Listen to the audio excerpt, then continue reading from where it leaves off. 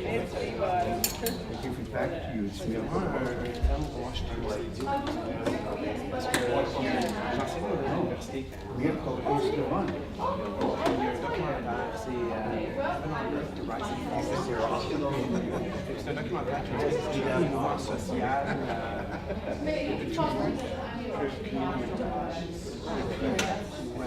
I hope so for my C'est sake. par un très conservateur. Les plus disent que les radicaux, ça oui, nous avons du pays qui sont laissés installer dans les communautés, commencer des coopératives, puis des tu vois, maintenant, les pays radicalisés pour quelque chose comme ça. But I would prefer you to be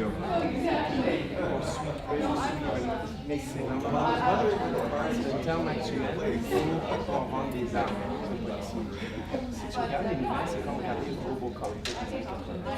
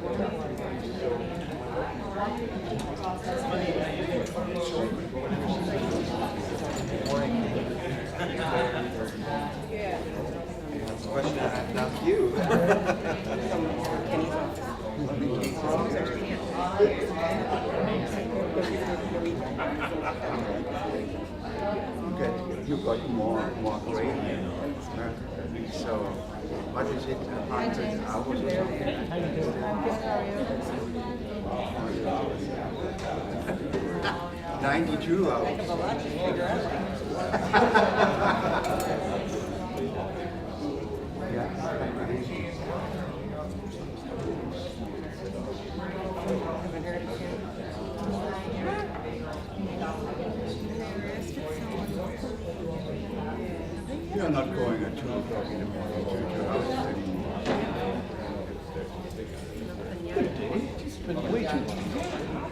Good morning, dear. Hey. Tired.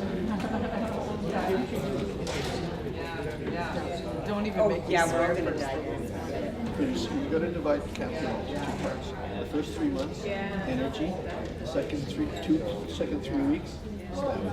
Yeah, I'm good. I got a good night's sleep last night.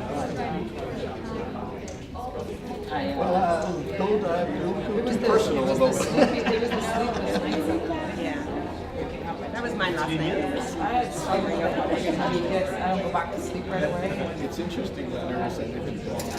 I've never in my life felt as anxious as nervous and excited all in one body, all at one time. Emotional spectrum.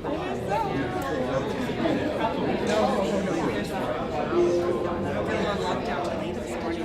Entourage takes them to normal now. If there's something happening, they might not go. Hi, Alice. Hi, in there.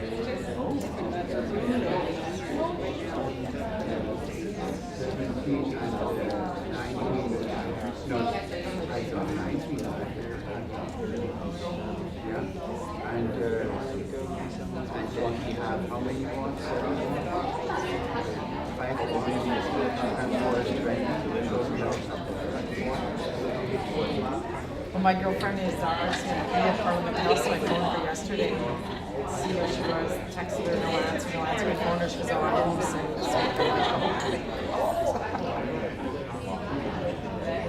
I think it's great. You were telling me. This is the one I can't go back to you.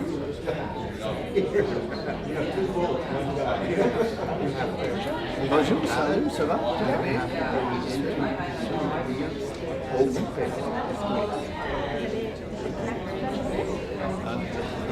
How are you, Alice? A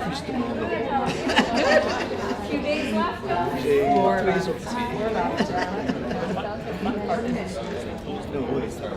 I'll know 5 minutes.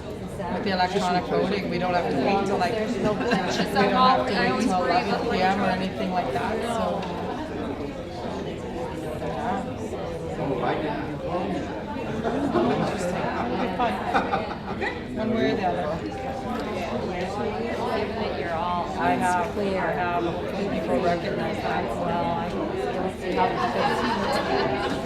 Oh no, over 1,000 doors there.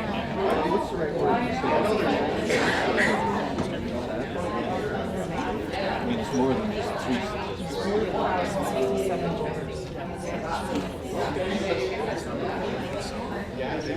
Right, but I mean, so there's about 15 and they all get voted. Because that's how we like the worst is July.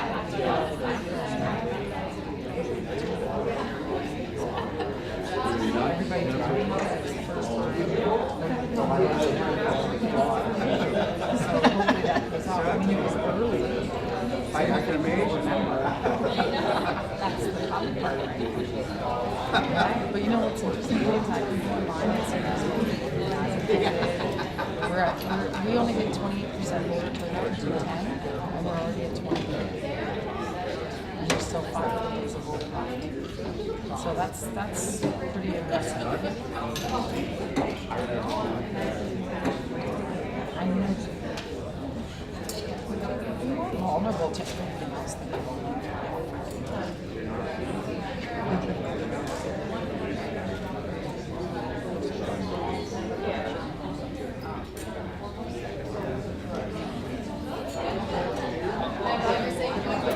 And even us, it's a 12,000 writing or something or something like that. I don't even know.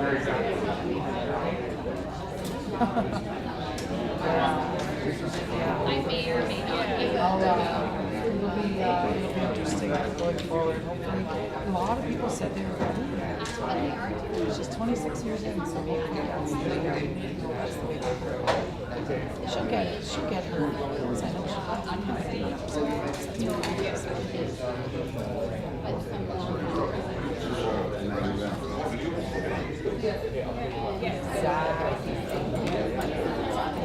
what we need to have our ratings.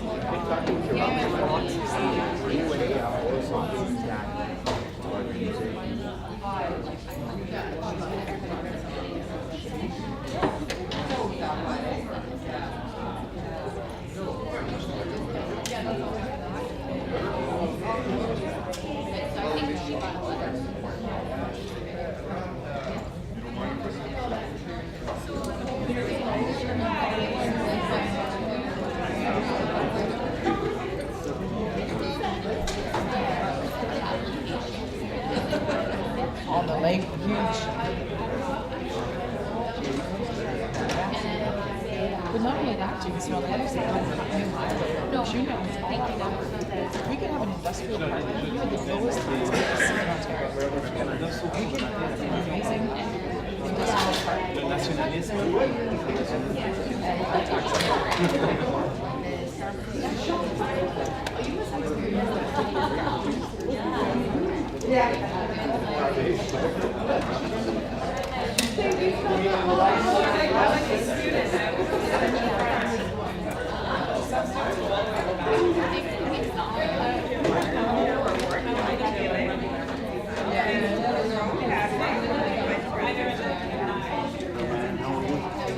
Moi, je ne suis pas depuis qu'on va aller à la Coupe de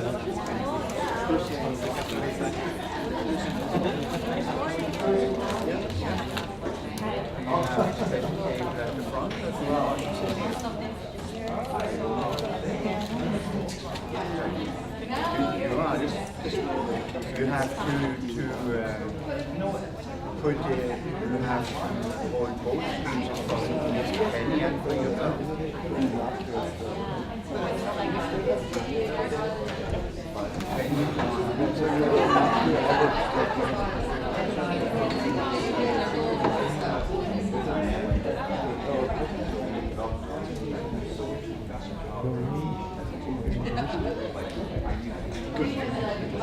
That makes me.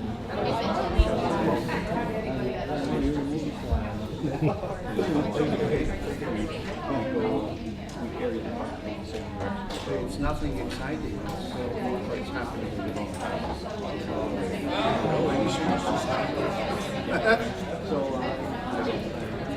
school is still in high pain.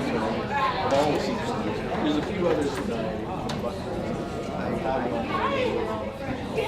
I tried to make an entry because since you left, the women are lining up from the sidewalk all the way to my house. But it didn't really work. No, I told you.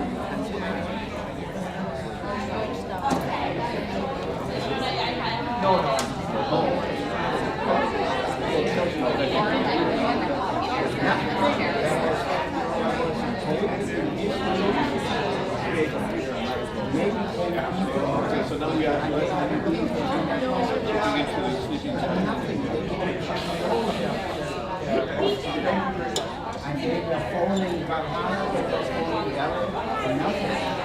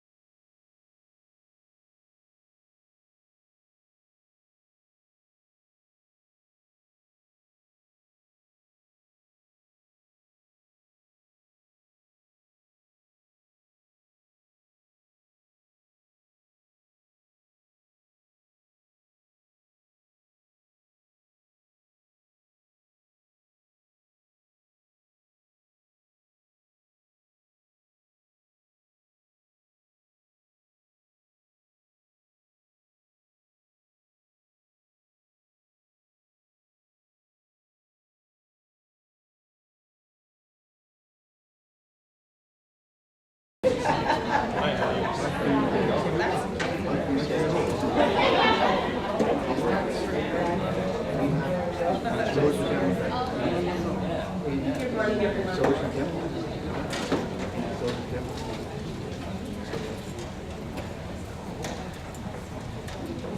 morning.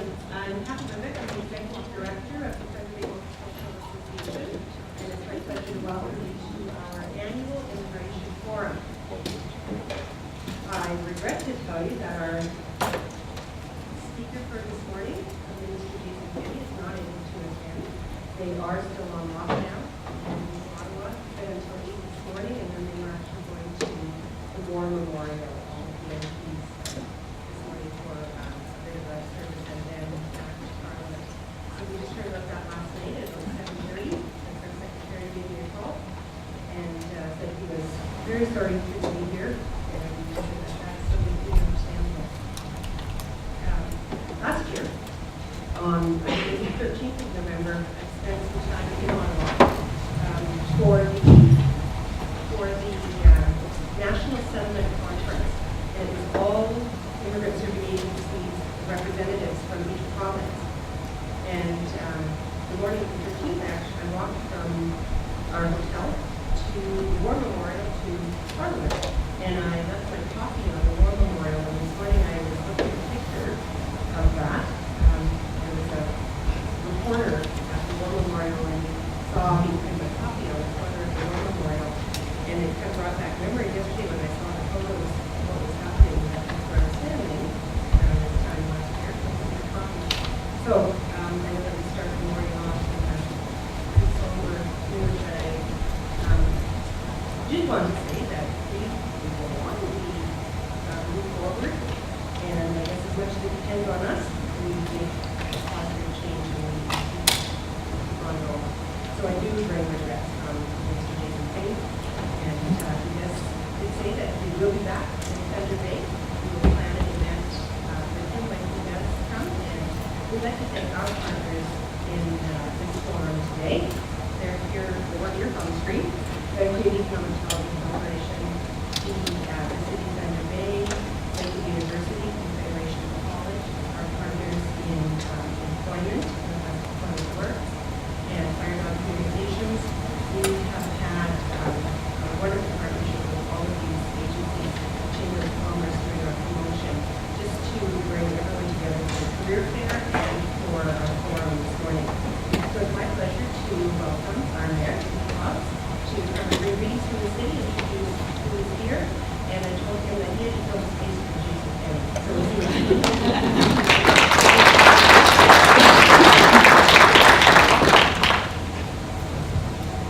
Thanks very much, Kathy. And it is an honor and a privilege to be here this morning. I want to welcome everyone, which you probably know, the city of Thunder Bay that is built on the traditional land of Portland, the First Nation and Province Superior Treaty. I want to recognize also the contribution for maybe I want to recognize some dignitaries as well. I see that Richard Harvey is here. Richard Harvey is Washington.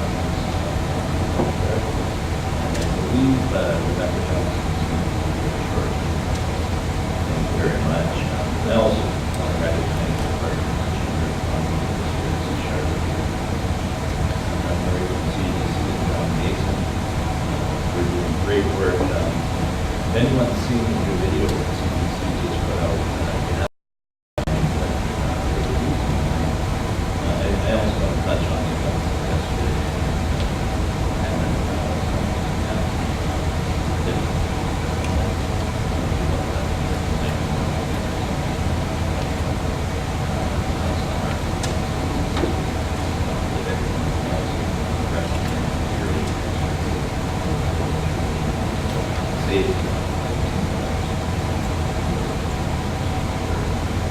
So welcome to the annual Thunder Bay Immigration Forum. Pleased to see so many people here attending this important event yet again. This year's theme is engaging our talent, tapping into our region's potential. The focus here is simple: the discussion of how we as a city and region can better attract and retain There are many reasons why cities such as Thunder Bay would endeavor to bring more people from outside of our region and country and settle here. Of course, there are the skills and abilities they bring, and the experience that allows them to contribute to our society and grow our economy. There are vast amounts of expertise that spans sectors and industries that can be transferred and built on. We recognize that and appreciate that. In addition, however, those who immigrate bring with them their social and cultural background, those things that make them unique. Simply put, we can learn a great deal from those who come from outside the country. They make our city richer through expanding our cultural development and enhancing our social fabric. I'm an immigrant myself. My parents immigrated to Thunder Bay before I was registered. We got to Montreal on the SS Franconia when we landed. This is a true story. My dad put the point and headed to go to the United States of America. I don't know the U.S. won or lost or Canada won or lost, but here we are. My mother was a linguist. She taught high school and she knew 6 languages. She still knows 6 languages. She's 90 years old. My dad just got out of the war and he wanted to get away from England and get to a new country, a free country. And Canada is the choice. Canada is the best country in the world. But they did bring skills. That's what immigrants from Canada. We were talking about mining jobs here from CBC. We're looking at 8,000 jobs in the next 2 years with the creation of mines and going into production. We can't fill those jobs. We don't have the labor force. So we have to look outside and we have to look at the immigration. I want to thank Kathy and all the work that the Multicultural Association does in Thunder Bay, bringing people and once they're here, looking after them, connected, making sure that they are connected to our city. All that being said, I'm pleased to see there's more happening again here. I'm also pleased to see such an excellent turnout, attracting and retaining immigrants can benefit us all. It is here that we will devise new strategies for our own existing ones to allow us to do much better. So thank you all for coming. Enjoy the day. Sorry that Minister Kenny, that's where I'm supposed to introduce him right now, he's not here, but Kathy, I'd like to carry on and have a great day.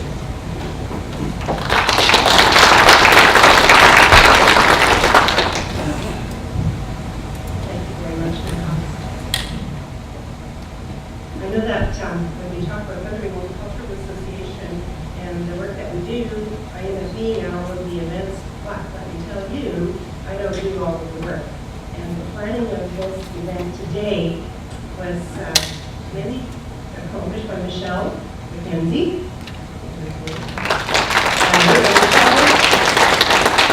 I'm going to call on her now to come and introduce our speakers. Not only did she plan everything, she replanned it yesterday and last night based on the minister not being able to be here and moving things around, and has done a fantastic job, and we do appreciate her. And Michelle has such an easy-going personality and can roll with the punches and make things happen. And yesterday I spoke to a colleague in Ottawa, Lucia Spencer, who's from the island as well. She's from Antigua and Barbuda, and we talk about, are you safe in Ottawa, how are things? And we were talking about creating a proposal, and they were on lockdown, and she just said, oh, life, what do we do? We live it. And so she was moving on, and I thought, that reminds me of Michelle. She takes all the things that happen and she makes it work, and we want to thank her for that.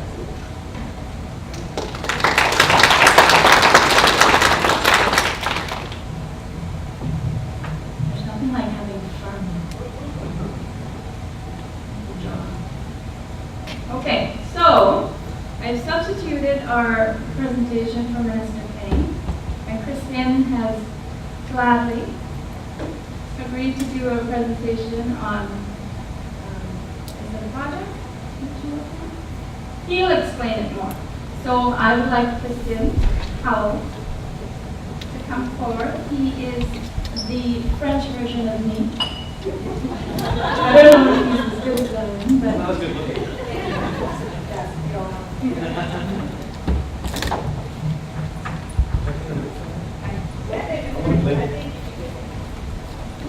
Myself here, I want to thank you for having me here. This is I consider myself a community developer and a world changer, but I'm not actually job available for world changers. So presently, I'm the coordinator with Northern Ontario Francophone Immigration Support Network.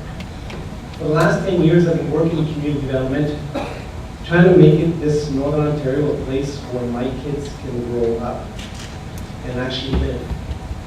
But there's a few obstacles to that, and I've been working, I got the chance to do a lot of work with the Mitsubishi Foundation. Last year I was on MC with Chris Hatfield at a conference showing kids from college university how to do sustainable development.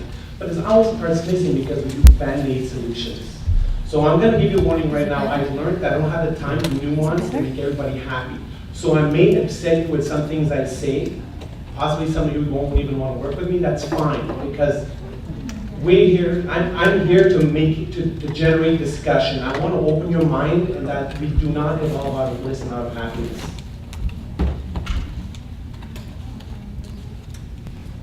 Okay, so sustainable development, meeting the needs of today without compromising the ability of future generations to meet theirs. It's a beautiful picture we paint for ourselves so we can have hope for our kids to move forward.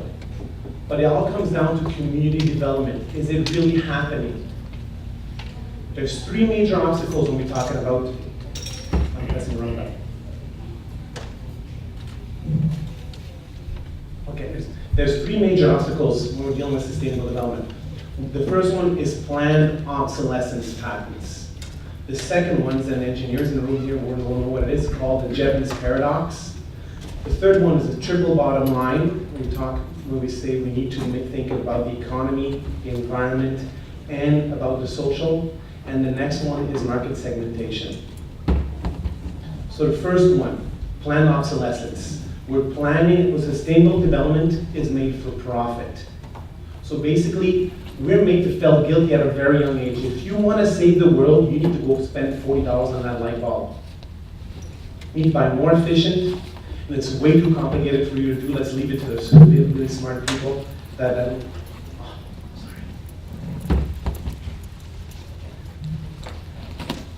And then you need to buy always more efficient. Who here remembers the telephone used to be able to slam down when you were mad at it? And then you can still use it right away afterwards.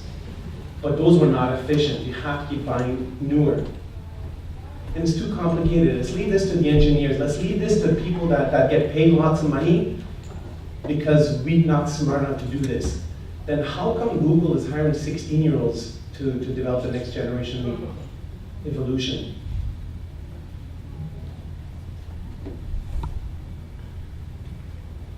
Go. And the next one is patents. We've patented everything. So we've got corporations around the world for sustainable development so they can feed the world. They put patents on life. A goat that produces silk. A pig that produces omega-3 fatty acids. Tomatoes with elephant genes. It makes absolutely no sense if you want to talk sustainability. It's when you put patents on something, it's basically so one corporation can make money off of that and nobody else can.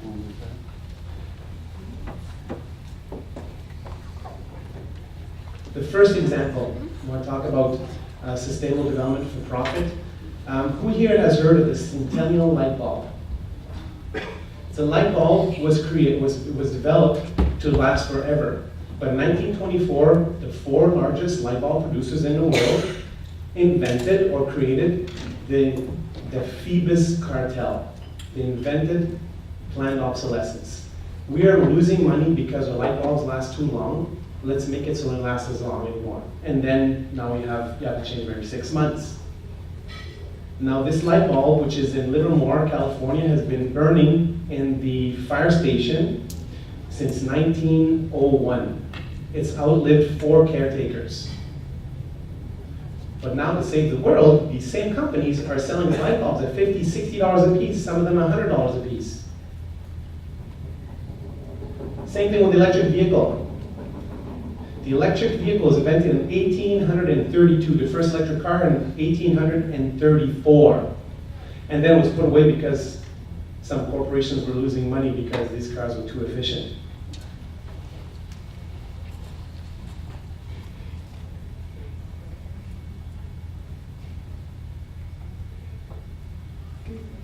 There you go. And was it in,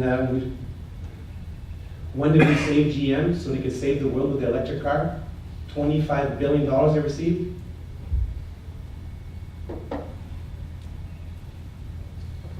Around the world, Monsanto is bankrupting farmers so they can feed the world. 50,000 Hindu farmers have committed suicide this far because the only way they can get out of debt towards Monsanto is by committing suicide. Therefore, the families can have a new start. That is not sustainable development.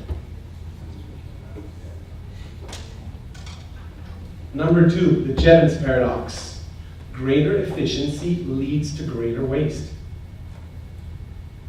The more technological improvements we have, we think, well, it's going to save money, it's going to use less.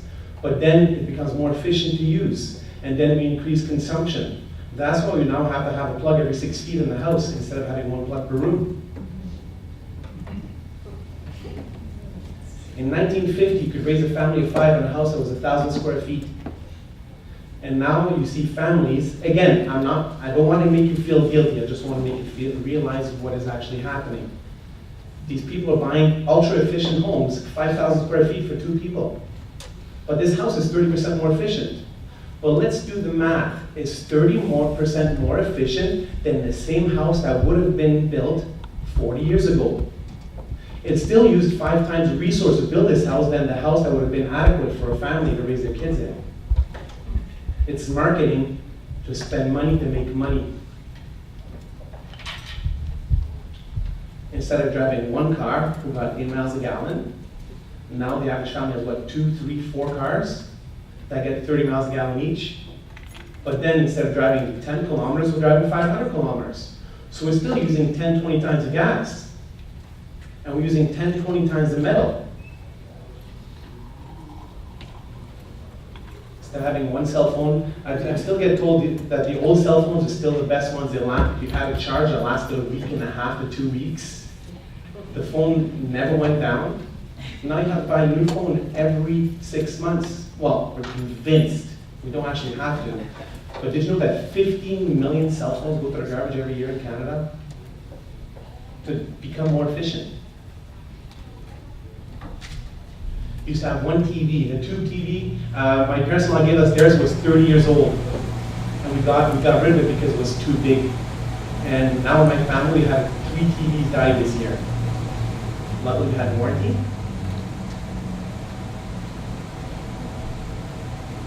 And we see around the world where we have companies like Monsanto. I like Monsanto actually, they are forcing governments they're convincing it that they have to use their seed because their seed is the only one that can feed the world. That the farmers that are there who are feeding their families cannot do it. So that's what I was talking about, 50,000 Hindu farmers that have already committed suicide because it's not working. And the triple bottom line, the other difficulty.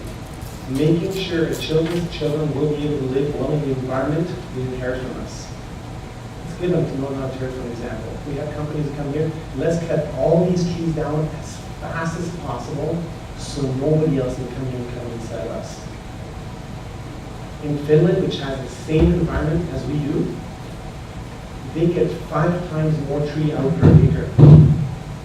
They get 5 times more tree out per acre than we do sustainably because they have community forests.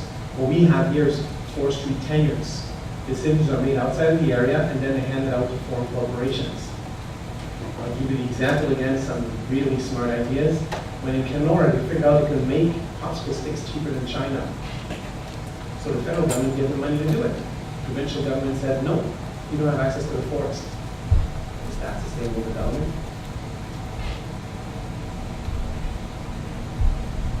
Triple bottom line. Sustainable development is primarily funded by corporations whose only job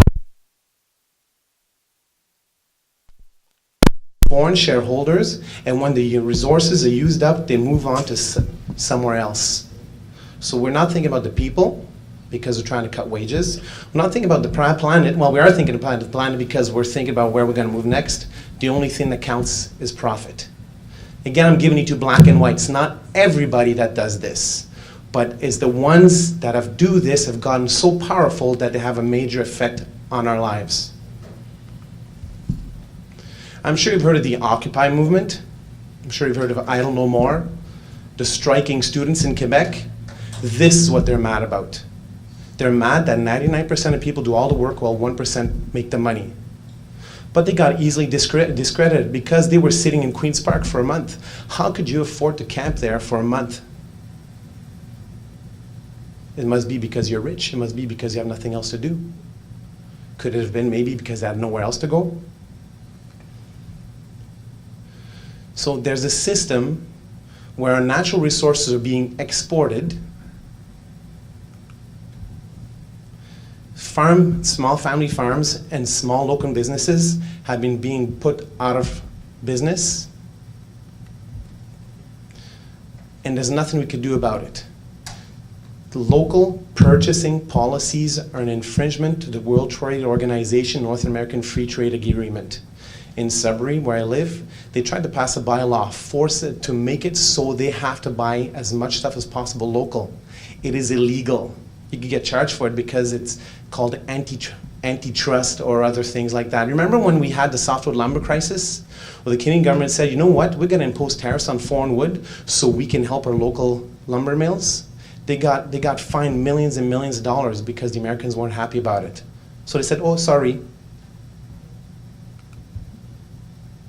Fourth problem is market segmentation. For the sake of profit, we're separated the community into parcels. You're now in a cage for your life, for your childhood. Let's go to daycare. And then you work like a horse all your life to be locked up like an animal for retirement. Meanwhile, what if we work together? You run into places where you have signs, no kids allowed. No, this is where elderly people have to be. No, you cannot allow families here. That is not sustainable development. We're forgetting the social aspect. Because truly sustainable development can only be ensured if the human takes precedence over profit. It comes down to community development. And that's why you're all here. You're looking at how you can develop the community, make it more welcoming for immigrants, to work on the retention of the people that we do have, making it so the next generation can also still live here. So first thing, there's 3 things that should be made illegal. It should be illegal to speculate on food. The last food crisis in 2006 was caused by Cargill. They stockpiled their rice, and the rice prices doubled. So they created a famine to increase their profits, but nobody did anything to them about it. It should be legal to speculate on farmland. What we've called going on now, right now in Canada, is called a land grab. There's only one province in Canada, it's Prince Edward Island, where foreign corporations cannot come and buy the land. So because our land's value is going up in a more stable fashion than the value of the stock market, the very wealthy are now buying land. And that is why housing is becoming less and less affordable. This started in Vancouver when Hong Kong was being taken over from China again. Their investors started looking in Canada for housing. That's when the whole upsell, well, you need to, this was just your starter home. Go get another one, go get a bigger one, because look at the profit you made. But not only makes money for real estate agents and lawyers.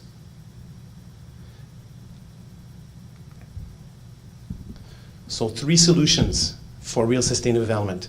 You need to develop collectively. What you're doing here is you're all here to collaborate, to work together, to help each other out. You don't all have to agree, but you can always come to a consensus. And then sharing resources, helping each other out. And then my favorite is open source technology. So collective development. I like making it look like an atom. At the center, I put the co-op sign, because the co-op sign is The whole idea behind a cooperative enterprise, people helping each other out, the goal is not profit, but make sure the service continues. That's why here you have True North Valley Co-op.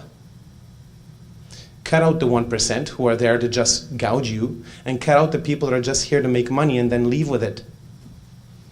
I'm not against making money. I'm against making money and taking it away from the area, that the money doesn't recirculate. After the Occupy movement, it kind of died here. But in the States, it continued. What they called on the 5th of November, Guy Fawkes Day, they said they started Move Your Money. 13 million Americans closed their bank account to go to a credit union or to a community bank. Because credit unions, if they have profits, it's called, sorry, now I'm thinking in French, la plus-value, du trop perçu. They charge you too much for your services. Therefore, it comes back to you where you have your dividends, or at the end of the year, they have sponsorships, they have community activities. The goal is not to make profit. That's why credit unions, you go there, you don't have service fees. I'm talking about fusions between an association and a business, by and for the community. Help local communities start businesses. Because if you start a little store here, you're gonna make sure you take care of your clients, because if you don't give them good service, you're losing your clients, you're losing your livelihood. That is the difference between a large corporation that hires people at minimum wage. Hey, they got lawyers to take care of that problem. You don't need to worry about the local people think, unless you want to increase your profits. So the association helps you grow as a person, the business helps you make a living. Number 2, shared resources. We need to change our narrow thinking and start thinking bigger. Start thinking in systems. Help each other, diversify, create jobs, and keep money local. I'll start giving you examples now. Solar power. What I think is the biggest scam going is that microfit program. Get in debt, put solar panels on your house, and we'll give you money for the next 20 years. What's happened now? The poor people cannot afford their hydro anymore. Hydro One is sending $2,000 bills like, surprise! But they started a consultation group to see if they could deal with that or what they should do about it. You can go online and buy the solar panels at 90% less than where you buy them from these systems. The provincial government signed a contract, a $7 billion contract with Samsung, so they would come and build solar panels here. They're the ones making the money, not the people in the communities. Now, what if you went into the schools and started teaching the kids how to build solar panels, and then start putting solar panels up here, built by people here? What if you took these solar panels and instead of going and trying to fit into the grid, because that's what's happening in my area, Northern Ontario's electrical system is held together with Christmas lights, so we don't have the capacity to put more solar panels. What they realized with the last hurricane in the States, when millions of people were out of hydro, hey, maybe we should start thinking of microgrids. Microgrids. Let's set up 4, 5, 6 homes together on a set of solar panels. But what if there's no sun? Well, now this is where you start thinking in a system. This is a Band-Aid project, but in a system, you wouldn't just have solar panels. Who here heard about Mohammed Yunus with his Grameen Shakti? He was a creator of microcredit. This worked so well that they tried to throw him in jail in 2006. He had women on his board of directors. You must be running a scam because women aren't smart enough to do that. Isn't that disgusting? What he realized, let's train women to be engineers, let's send them into communities and start showing people how to live off-grid. Again, let's look at the big picture. What's happened in Haiti? Everybody cut the trees down so they can make fire to heat the homes and cook. What happened? Because all the trees were cut, they had landslides. Everything has gone really bad. There's 75 million people without access to hydro in Bangladesh. So they realized, well, let's look over there, what happened, let's try to avoid, let's stop them from cutting wood. And let's look for alternatives. What does every single animal on the planet produce? Poop. Poop fermented is called biomass. It's not wood chips to make jet fuel for fighter jets. It's something to become self-sufficient. So you got a nice sunny day. You generate a lot of electricity. Oh, I'm losing money because I'm not putting in the grid. No. You're making electricity to kickstart the digestive process in your biomass. So farmers in Bangladesh with 5 cows and 50 chickens is now making enough natural gas to power his little village. So they can now cook and have light. This is something we could do here. Now let's look at the bigger picture again. What are the First Nations problems we have in Northern Ontario? They get gouged by petroleum companies because they're off of generators. Their water treatment sucks because it's intermittent. The rivers are getting polluted, and then they can't produce food because it's too expensive. So now, with biomass, because we all produce it, you start treating your sewage so you're not polluting the rivers. You get heat, because a byproduct of the biomass production is heat. So you can heat your community pools, you can heat your community arenas, you can heat greenhouses. You've got natural gas. So let's think even bigger. The internal combustion engine is only 35% efficient. We've got people working on fuel cells. I'm sure some of you must have heard about the Bloom Energy Server. So you've got thinkers here in Thunder Bay who can develop this. But instead of applying it somewhere else, let's start applying it here. So now you have the ability to produce food, clean water, and you're innovating, you're training leaders and developers right here. Let's go a little further. What's another problem is the electric car. So remember in 2008 we saved GM, gave them $25 billion so they could give us the Volt. Let's pay $60,000 for the Volt. Or you can go online and buy a kit. For $3,000 you could turn any car into an electric car. What if you did that in schools? Let's look a little further. What do we have? I do a lot of volunteer work with kids with the breakfast clubs and also the YMCA in Sudbury. And kind of 17, 18, 19, that's when we start losing them because most programs dropped in there. Children's Aid, basically, after 18, they're not with them anymore. So that's the kids are at risk. I didn't coin that term. Norbert Elias, a German sociologist, called it socializing their criminal tendencies. What if you give those kids a chance to tweak cars and make race cars and actually have electric car races here? That's just one little problem, a little band-aid in a systematic solution. What if you start recycling cars here instead of shipping them somewhere else? So now you're educating kids, you're innovating, you're developing trades. You've got mechanics, electricians, engineers. So kids that might have been stuck, who can go further because they dropped out of school, and suddenly they have their mind opened. You mean I can innovate? I don't have to go to Silicon Valley for this? And then you got mechanics, electricians, and engineers, chemists. The oil in any machine is 100% recyclable. It just gets dirty. When you go to the oil fields, it takes 20 liters of water to purify 1 liter of oil. It only takes 1 liter of water to purify 1 liter of oil, to recycle it. Imagine if you started recycling oil here, how much money you could save. Again, don't think too big. Do 3-4 businesses together. It reduces your cost because there's no end goal of making profit for somebody else with no attachment to the community. Let's go a little further, farm technology. There's free plans online to build solar tractors. So now you have the solar panels you're building here. You've got already people building electric cars. Let's go a little further. I know a lot of people are moving to Northern Ontario because land is cheap so they could go back into farming, but then they can't afford because the tractors are so expensive, fuel is so expensive. But what if you started building tractors here? Again, maybe a college, university, or high school project. You've got engineers moving here. You've got all sorts of people moving here. If you go online, it's called open source ecology. There's a bunch of nerds building everything and then putting the plans online for free. So this can be done. Affordable housing. We build presently the most inefficient homes out there. And they don't survive anything. They don't survive fires, they don't survive earthquakes or hurricanes. Anybody here ever hear of the monolithic dome? Anybody here know of Barba Papa? They made a big bubble and then covered it with cement. In Sudbury, or if you ever have a chance, go online, look up the All Nations Church, they're building one. And they realize, oh my God, this is costing half to build, it's using half to heat it and half to light it.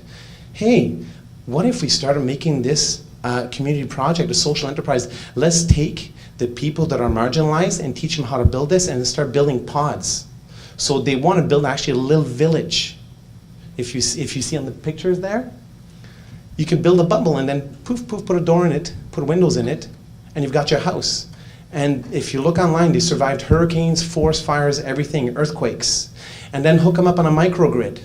With that microgrid, then also hook up on a biodigester system. And then you can have yourself, let's go a little further, community workshop. I like to call that the community incubator. This would bring the solution market segmentation, when every single retired person in Canada is an expert in something, but they don't have the energy to do it 40 hours a week anymore.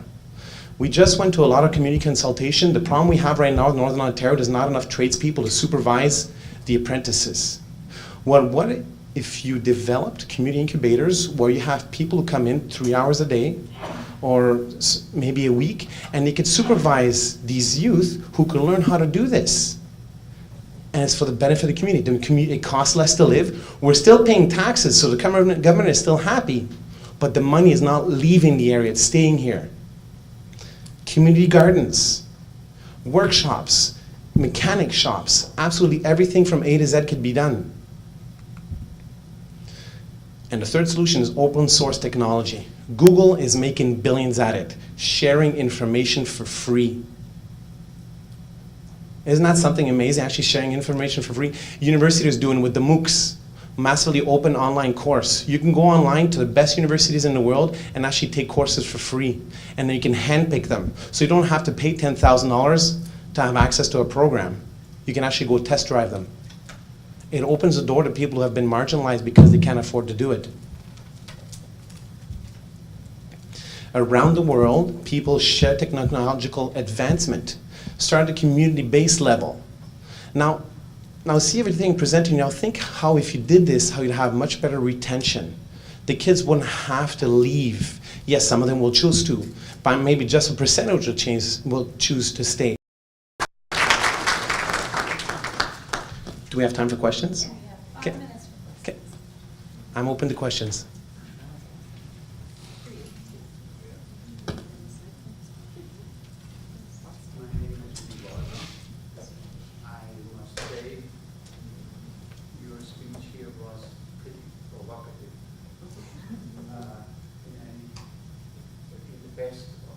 Worst sense of the word, I don't know. Where I have my problems is with you almost bashing making a profit. Profit is not a dirty word. Because when you say Google gives so much for free, they only can give for free if they made somehow money with something, and then they can give something for free away, which is very little compared to what they actually take in. Now, I am also aware of the problems we have with the workforce here in Northern Ontario. And trust me, if we would community life, you are recommending here, I would say we would have to go and scale back our style of life quite dramatically. Otherwise, we would not be able to do so. So, look, profit at all costs is not a good thing, for sure not. But in order to be happy, to make it workable, you have to give somebody the possibility to make profit so he can do something more with it. If I am only getting in the cost for what I did, I am unable to develop something. It's not possible. So it's co-ops cannot be the answer for everything. In certain areas, in small entities, it might be a possibility. There is no question. But looking back for a few years now, we have a workers' co-op here, built by the labor unions and fed by people from Bombardier and Resolute, etc. They had to close down. And why? Because the efficiency wasn't there anymore, and they could not compete. So before we think that what you said is the holy Bible of economics, we have to think also at the other side. Thank you. Yes, thank you. You're absolutely right. And I'm not an economist, I'm a sociologist. So when I said make money, what the term I should have used is profit. It's okay to make profit. It's okay to make a living. It's okay to try to move ahead. And you're absolutely right with that. I'm sorry if I offended anybody. And it's true, the social economy or the co-ops are not a fix-all. It is a solution for certain problems. If any of you have a chance to go see, there's a documentary called Heaven on Earth, The Rise and Fall of Socialism. It explains every single one of social development ideas, or socialism ideas that have failed. So it's true that does not all work. And I'm not given I'm trying to give ideas, not a fix-all solution. Thank you. Yeah. Depends on what you say, and I agree somewhat with the last comment. But I certainly agree with what you have presented, but from the point of view of transparency. And I think that's what you are really doing, because you're pointing out alternatives that perhaps need to be better known. One thing speech, but an analogy for me is a dishwasher that produces scum on the glasses, and the solution is to make a larger cup for soap, and it still makes scum, so you make a second cup for a detergent that will take off the scum. The transparency solution to that is if you start by using only enough soap to fill a tablespoon, you will not have the scum in the first place. But transparency, I think, is what is important, and I think that's very interesting. Thank you. Okay. Well, thank you very much for your time. It's much appreciated.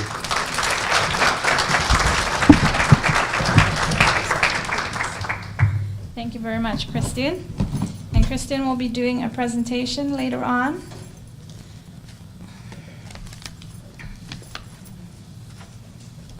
On Francophone Immigrant Support Network and why they belong.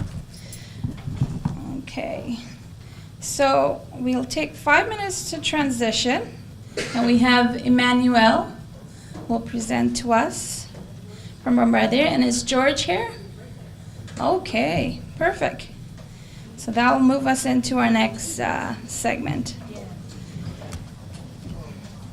So the other workshops we have today, Daniela Beckford, you are here, okay.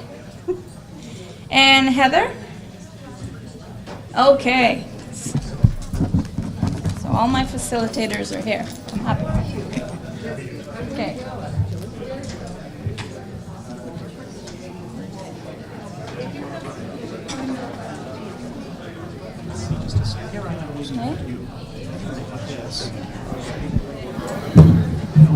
There you go. Now, how did you not think of that before?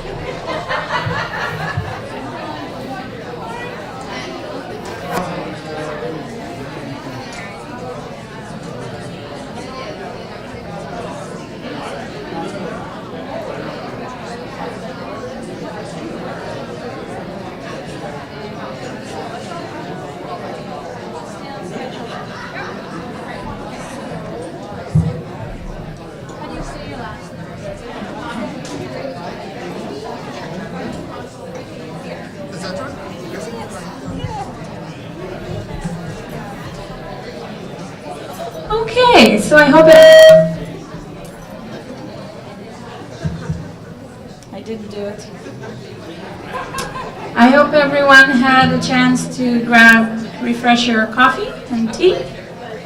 And if you'll find your way back to your seats, we will like to keep on schedule today. After 11 years, I've got this down path. Okay, I'd like to welcome Emmanuel Pick from Bombardier, who will be our next presenter today. And you have your little...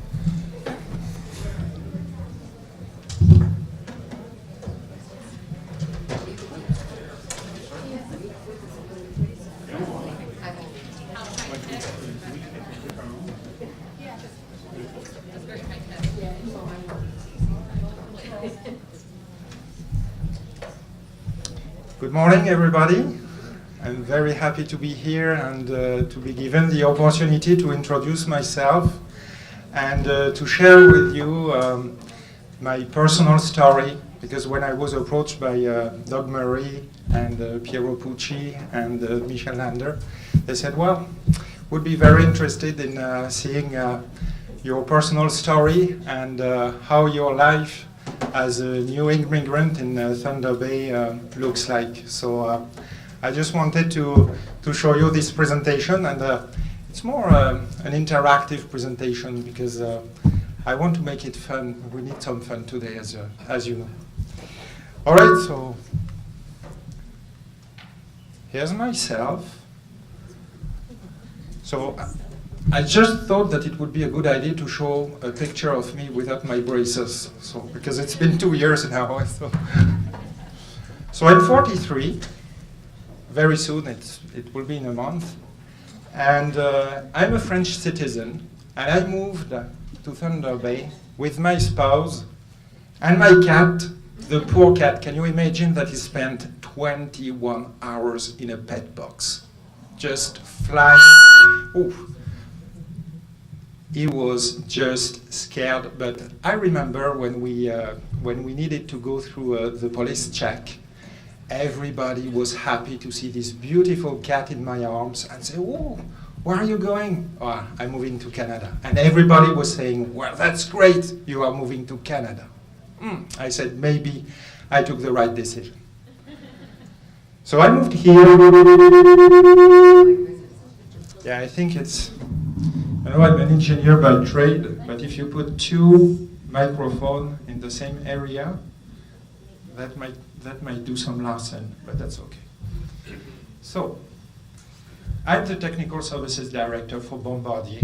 So, you know that Bombardier is the biggest employer in northwestern Ontario. And I'm responsible for methods, plant engineering, maintenance, special processes, tooling, so everything related to technical activities. I'm graduated from the National French Mechanical Engineering School, and I am holding a master's degree in mechanical and material engineering. And I had that with honors. Yeah, so I think I'm all set to do a good job here in the community for sure. And I got married in Thunder Bay last November, and I was very happy to do it here after 10 years of common law with my spouse. And that was really a great event. And I will come back later about that event because I think that's also one of the big assets that we have in this community, really the open-mindedness. So, you know, Thunder Bay area is really 122,000 people. And as I mentioned, I was born and raised in the north of France, so that's in Lille. It's just to give you an idea, it's 2 hours and a half north from Paris and 15 minutes from the Belgian border. And this is an area of 1 million people. So just to give you an idea of what it means, I was coming from this. So you see the architecture of Lille with this famous place. And I was coming from this as well. So can you imagine that sometimes it took me an hour and a half going from home to work. And I moved to this. Wow, this is the most beautiful view that we have in Thunder Bay. Isn't it nice to see that? Sleeping giant. Some of you, and sometimes myself, I forgot that. And I moved to this. Different, eh? That's something I really needed to take care of, because as a driver, everybody was telling me, be careful of the deers. And that's really interesting, because this is the first time I saw a deer. It was on Belrose Road, and he was just standing close to the road, and he was looking left, he was looking right, and then he crossed the street. I said, that's amazing. So, usually, one of the first questions that I get is, how do you survive here in Thunder Bay? Maybe people expected me to say, well, I brought my French survival kit. This is the French survival kit. Can everybody recognize that? Oh, I'm sorry for that. So, what do we see here? First of all, I was very surprised to hear, well, let's go and grab some French fries. I said, what is a French fries? Why are we saying French fries?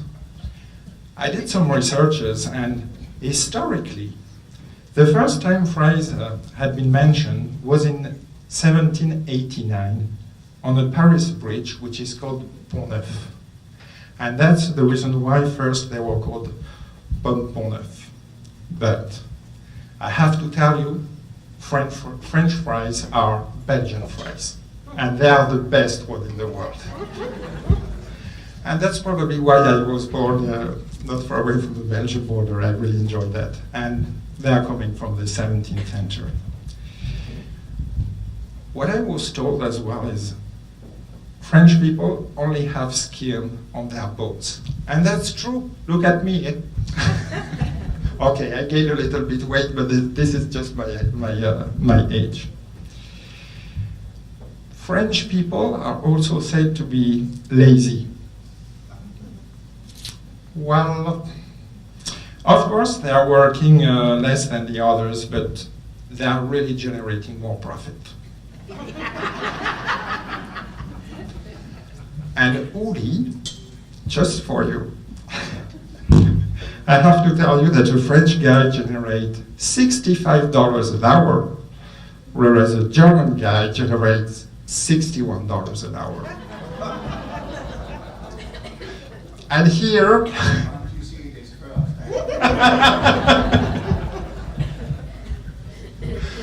so I don't want to be rude to you, because that's also a strong stereotype that we have here. It's French people are rude. I have to tell you that Forbes and Skyscanner, you know that this is an organization doing some investigation, some opinion polls. They have recently said that the Parisian, people from Paris, are as rude as with each other than with foreigners. And I can confirm that. I'm not from Paris, definitely.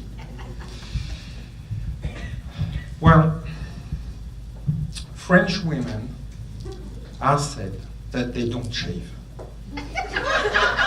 Yes, that was the first thing that I heard. One of the first things that I heard, and I'm telling you the story. This is not the case, because this is really a strong belief that people have from the Second World War, because of course during the Second World War there were different priorities for sure.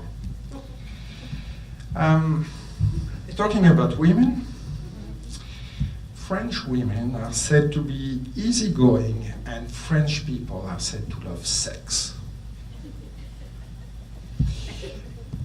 Don't know what it comes from. Maybe from Dominique Strauss-Kahn. Maybe you know that what happened with at the Novotel.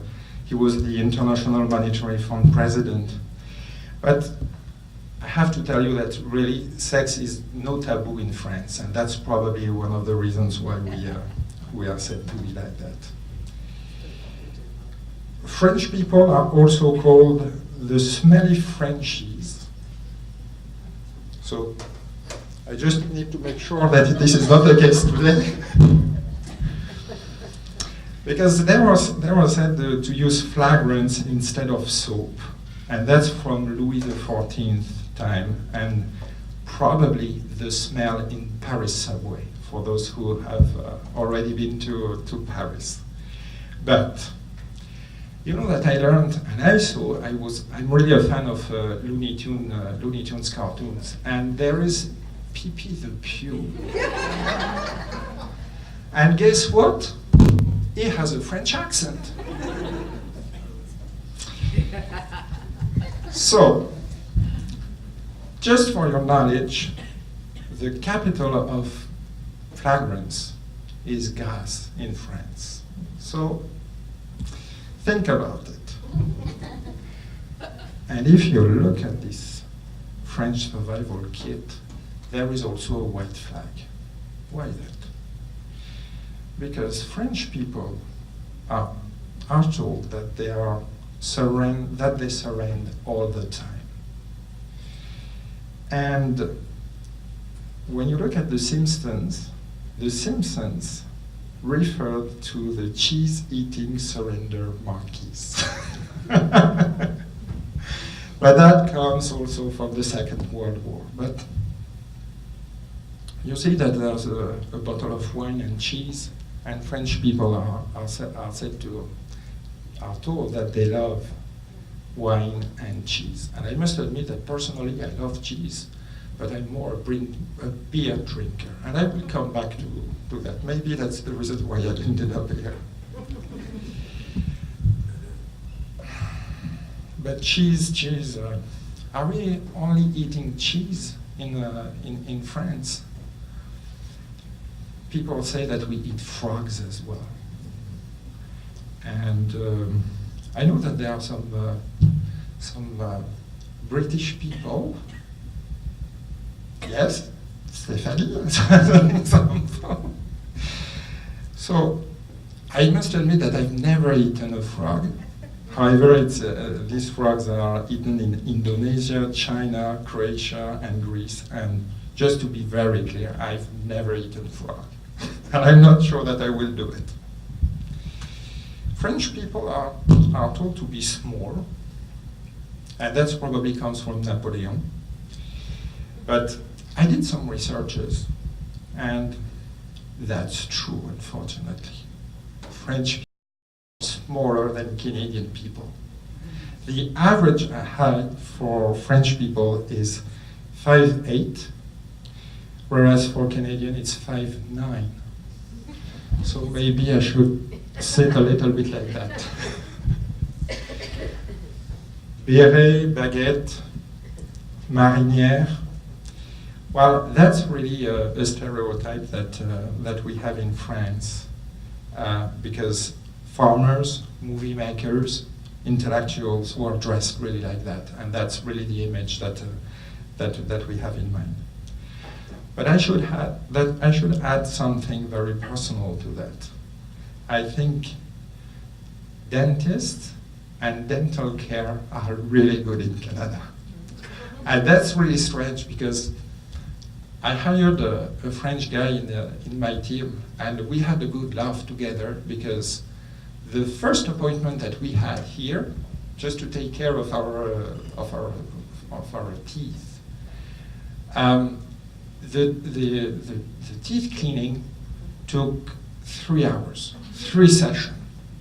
And my guy, my team member said, well, it's as if I've never cleaned my teeth in my life. However, I used to go to the dentist every 6 months. So I don't know what happens, but I've never found out in any kind of report regarding the stereotypes from French people, but really the dental care here is really awesome.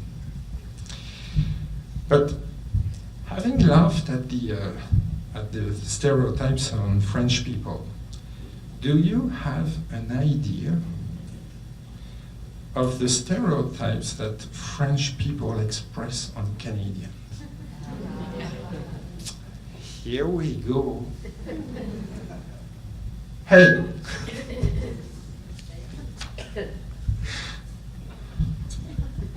Canadians, they are seen as a country, Canada is seen as a country of lumberjacks, hunting beavers, bears, and mooses.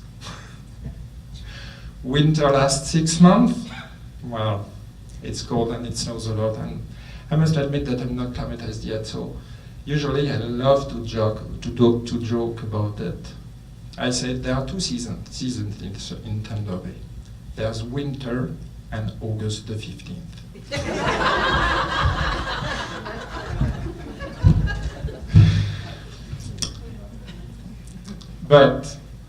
And that's something that Canada is really well known for that. It's really a multicultural country. The open mindset is really awesome, and the focus is really on the protection of the country and the human rights. And I will come back later to that because that's really my experience of that. And Canadians, they are seen to be the kindest and the most respectful people that you can meet. And that's the image that we have in France. And I must admit that it's true. Okay, there's hockey, beer, maple syrup everywhere, but that's really the nicest country that I've ever seen in my life. Okay, you can see on that picture that, and I must admit that it's true, because I'm living not far away from Vickers Park, and I have a neighbor who's really dressed like this. You know, these two can play shirt, and I was almost close to take a picture, but that's not really fair for me, because he's really a nice guy. Canadians are seen that as living in igloos and having skidoos. Yeah, Bombardier skidoos. And there is a strong stereotype, which is all Canadians speak French. And that's not true at all. And English-speaking people, English-speaking Canadians, they say about instead of about, and a at the end of each sentence. So, having said that, why a French citizen would move to Thunder Bay? Because you know the stereotypes that you have for French people, and now you know the stereotypes that French people have for Canadians. There are really good reasons. The first is really Bombardier and the mandate, and that's really what made me take the decision. Really, I could move forward in my career path, and the mandate that I had was really challenging. And I think I was given the opportunity to do something completely different in my life. And you have to understand that this opportunity might not have shown up in France. Because here, you are given the opportunity to make things happen. And that's really something completely different. I talked to you about it, the respect, the open mindset, and the kindness. I've never seen so kind people in my life here. And you know, we are talking a lot about respect. And that's true, there's always room for improvement, but I really feel that I can run my life the way I want to run it here. And that's something that we have to keep in mind. The economic development. You know, coming from Europe and coming from France, it was really at a period of time when it was really challenging in terms of economic situation. And here, there are huge opportunities. And we have the structure to support this economic development. So, and the CEDC, for sure, is one of the structures and doing really an awesome job. Lakehead University, Confederation College, wow. What kind of structures are these structures? They are really supportive. They are really wishing to make the difference in the community and having really the wish to participate and to be the really stakeholders of the economic development and making this Northwestern Ontario moving forward and making huge development. The outdoor activities, that's really something that everybody can do. Huge opportunity, no need to drive 6 hours to do something special. Everything is available in the city. I mean, most of it. There's no need to drive hours and hours if you want to get something. Maybe not at the price that you would like to get, and don't get me wrong, but at least we have everything available. the daylight. Yeah. Sometimes we are not aware of it, but the daylight really, it influences our perception, our way of doing, our way of being. And just having really long daylights, this is something that I love here. And we are close to the United States. That's another way of doing things over there, another way of having outdoors activities as well, but that's really a nice spot. And it's easy to go to Toronto and to connect to the rest of the world. I mean, yes, maybe we are remote, but there are really good connections. Then, maybe you are wondering what kind of challenges I had to face before making the decision to move, because you really understand the two pictures that I showed you. First of all, English is the spoken language. Yeah, for myself, not too much a big deal. I really needed to improve, just to be a little bit more fluent, just to have also the opportunity of speaking in front of you. Just something that can seem really easy for you, but it was really challenging. And for my spouse was not really fluent in English.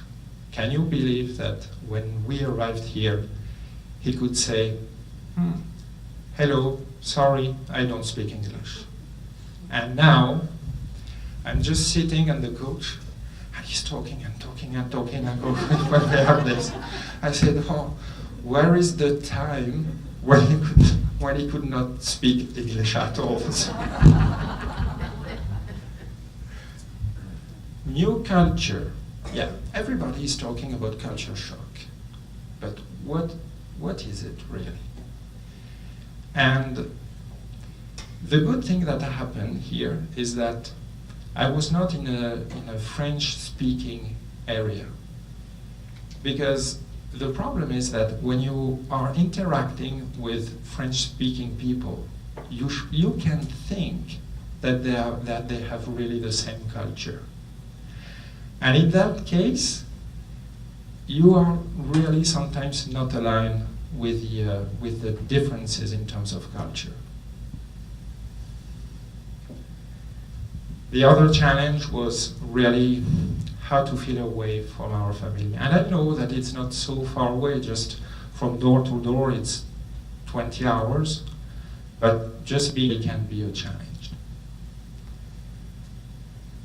My spouse, he lost his job to follow me. We had to take the decision. He had a good position, but he decided to say, okay, I will support you, I come with you. Change of insurance company, financial institution, medical caregiver. Yeah, it's completely different. You lose your whole history. And then new house, new car, new currency, new food brands. And I remember that the first time when I was in Superstore, we spent 2 hours to do a grocery, to fill in our grocery cart. Yeah, it can really be strange for you, but 2 hours just looking at the brands, the contents, and everything. And you know, we are lucky because everything is bilingual, so if we had any doubt, it was really possible to look at the recipe in French, but 2 hours, it was really a challenge. And other habits, other way to cook, other way to deal with it, this was really a major change. So, what did I need to do in terms of immigration process? And I must admit that I was very lucky, because this was entirely taken care by Bombardier.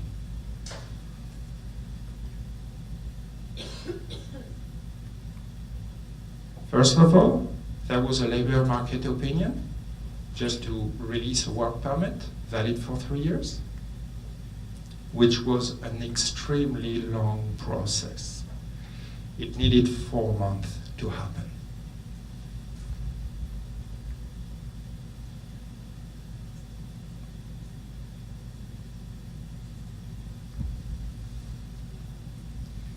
So we were granted 2 work permits, valid for 3 years and valid until October 2014. And we had no choice than staying with Bombardier in Thunder Bay in my position of Technical Services Director. So can you imagine the challenge? Because maybe it was the right decision to do and to take, but we lost and we left everything in France just to take the risk, well, to settle here. And maybe it could work, but maybe it could not work. And my spouse got also a temporary work permit, but that was on my work permit. So if I decided to leave Bombardier, or if Bombardier was not happy with me, well, I needed to leave, and my spouse needed to leave as well. So what kind of positive aspects we were faced? I must admit that I had an excellent and an awesome support from Bombardier, the HR director, and the global transfer manager. And you know, you have really strong HR directors in Canada, and specifically one here in Thunder Bay. Because the empathy, just to put himself in our shoes, being professional and trying to help us as much as we can, it was really an asset. And I was so glad to meet this guy, and he's in the room, but I know that I just wanted to say that in front of everybody, because it was really key in the success. And again, it's business, it's professional, it's Bombardier, but the empathy was key. Just put yourself in the shoes of a new immigrant. The relocation support was provided for house seeking, bank account opening, insurance, and English training, which is excellent. That's really what I needed.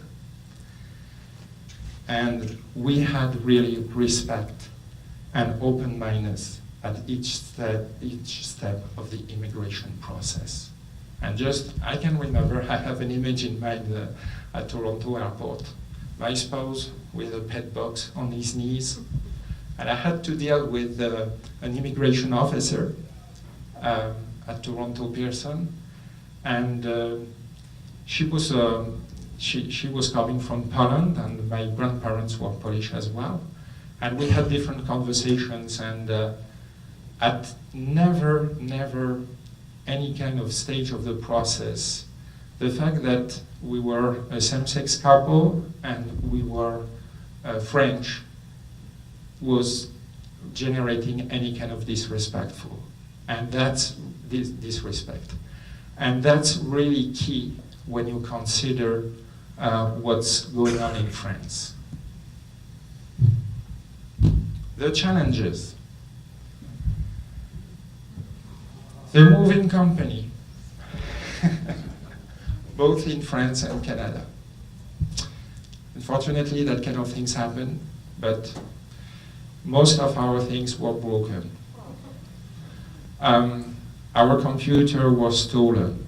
I had lots of things which disappeared and taken by the movers company. This was addressed very in a professional manner, don't get me wrong, but it had really an impact in terms of when you move and you decide to bring your stuff from home, from your home country to Canada, you would like to keep at least some stuff that can remind you of the time you spent in your home country. And that was really a little bit challenging at the beginning, at the very beginning, but at the end, it learns and it teaches you that the most important for you is really your family, your job, and the fact that you have to move forward in your life. Don't look at in the back of what happened in the past, and don't focus on things like, you know, table, glasses, pictures, whatever. This is not the most important.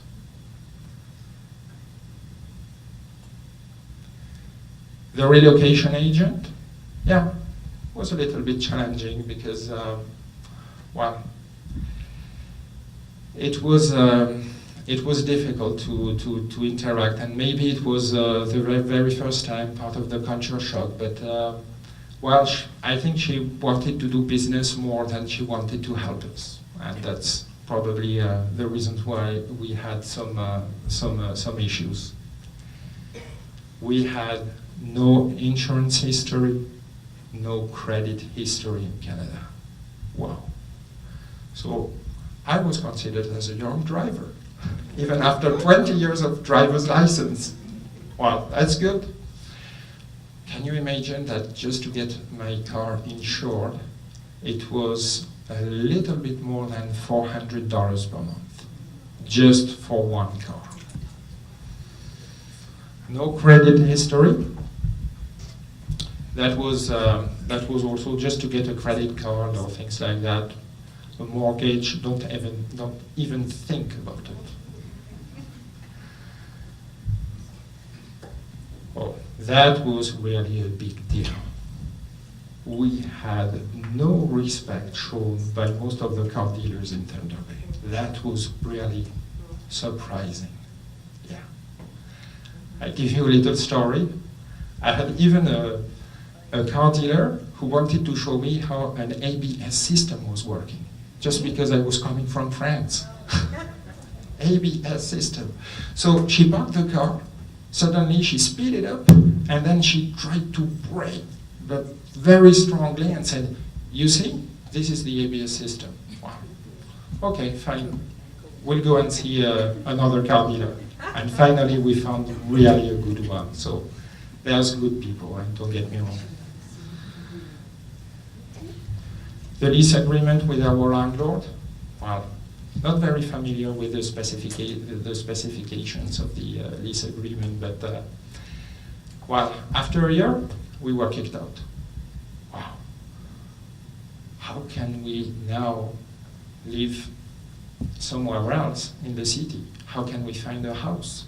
And nothing happens by chance. At that time, after having built 1 year of credit history, I could buy a house, and that's what I did. So nothing happens by chance. Whatever happens, it means something, and we were very happy to do it and to take that decision. I wanted to show you this curve, because this is exactly what I had to go through, the change curve. First, you know, on the y-axis, you see the moral and the competence, but I think that was our personal move. First, we had the surprise, the shock, saying, well, everything is fine, we are very happy, our moral is really high. Then, having to go through all these challenges, we started to have some disbelief and frustration, and things were really different. We got really angry about some situation, even thinking sometimes, did we take the right decision? Even sometimes, we were really at a low level of moral. But then, all of a sudden, with the experience, we started to engage again and again with these new situations. And then we said, okay, we learned from that, and we want to be very positive. And then it started for us to be the integration phase. and then a renewed individual. The good thing is that when we had to go through this curve, my spouse and I were a little bit delayed with each other. So now when I was completely down, he was up. And then when he was down, I was up. And that's really the secret of the success. If you are with somebody you love, and if your partner loves you, you can go through this without any problem. 3 years after, as I said, we got married last year for our 10-year anniversary of common law, and you know that's amazing in Canada because we could do it. We did that at the marina, and we sent invitation, and of course we have no family here, so I brought people that I know, friends, colleagues, and I would say 99% of the people that we invited showed up. That could never happen in France. We had really a beautiful, a wonderful ceremony. Of course, there were some people or due to unforeseen or unexpected situation, we cannot show up, but it was really a minority. And in Thunder Bay, I was really amazed, and that was one of the best days and memories in my life.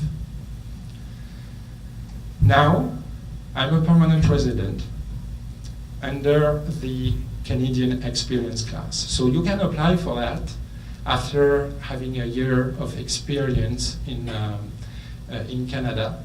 And then the process, it takes a year to happen. And then we got our permanent residency last July. We are still discovering Canada. It's such a beautiful country. Keep that in mind. You have a wonderful country. And no matter if it's in Quebec, if it's Vancouver, British Columbia, Manitoba, Toronto, there's so much to do. And it was very funny because the first time that my mother and stepfather wanted to visit us, my stepfather said, well, don't worry, we will be landing at Montreal airport, and then we'll rent a car because in 2 weeks, we want to see all Canada in 2 weeks. I said, come on, are you serious? And then I said, let's Google it on Google Map, and let's see how long it takes you to drive from Montreal to Thunder Bay. Yeah, I will come back to you. I said, of an old character home, and really enjoy it. It gives us also some feel that it's a European house. So that's really nice. I have a strong network in the city with new friends, and just the fact that being here, it shows that how welcoming this network can be. And I really thank all my friends and all the people, all my partners of the community to have welcomed me. And it's really a strange feeling because it's as if we've been living here longer. Flexibility, kindness, more open. I feel that because with people who are really open-minded and who are really kind, it really fosters you to be really, to have really the same way of thinking. I understand how diversity builds strong teams, and that's also an asset of this community, the diversity. I built my team, and I got the confidence of my management to build the team that I wanted. And no matter what kind of ethnicity, sexual orientation, whatever, it's really by this diversity that we are building strong team, and that's the asset. And then I feel that I could move into other places without any fear. That's really something that I wanted to share with you. The lessons learned? Well, the messages that I would like to share with you is really that we need to keep on supporting the businesses. That's really part of the economic development of this community. Just to attract talents through various programs. And no matter if it's small, medium, large businesses, this is really what we have to do. Organize employers forums in foreign countries with the support of Citizenship and Immigration Canada. This is really key to attract people. And I had the chance to attend a forum in Paris just before we moved here, and I did not move here following that forum, but that was really an excellent opportunity for companies coming from Canada to meet people from a different area. Promote the organizations helping the immigrants to settle. And Kathy and your team, you were really supportive. And the Thunder Bay Multicultural Association was really key for us to be able to set up properly. And it's not much. We don't need to have somebody holding our hands every day, but it's just a matter to be there when we need. And that's something that we have to highlight. Promote Thunder Bay and give not only the long-term vision, but the mid-term and short-term vision of the community. And I was glad to attend the strategy on what we still have here for their support. And I want, so I'm ready to answer any question that you would like to ask me. Yeah, Huli? I need to say something. I really think when you came up with this comparison of Germans and French, Emmanuel, I think your calculator was frozen. Outside that, you did a great job. Thank you. My pleasure. Yep. Is there a group of French who get together here regularly? Because in Sudbury, I was born in Switzerland, so on the 1st of August, it's a Swiss national holiday, and we get together and eat cheese and yodel. Yes, there is the AFNU, and you will be able to make connections with AFNU. Yes, there are associations here promoting the connections between French-speaking people, and and sometimes when you go and talk to somebody, even at Home Depot or even in a caregiver, all of a sudden people say, "Oh, you are from France, I can speak in French," and then we start to speak in French. But that's really nice. Sometimes it's not so much visible, and I know that AFNU is really visible in the community as well. But there's really some networking happening, and that's good to see that as well. Do you find somewhat of obviously there's a different French dialect. There's always the comparison of the Parisian French and the Canadian French. Married to a Frenchman myself, I'm curious as to if there was a huge difference for you. Yes, there is. There is a huge difference. And what I learned is that I really need to be very careful when I speak about the differences between French Canadian and French from France, because French Canadian can be upset a little bit about that. But I must admit that sometimes it's challenging for me to understand French-Canadian people speaking in French, and vice versa. But what I learned is that the real French is really spoken by the Quebecois people. Because when people moved from France to settle in North America, they really kept the dialect and the way French people were speaking. And people say that in the 16th, 17th century in France, people were speaking like Quebecois.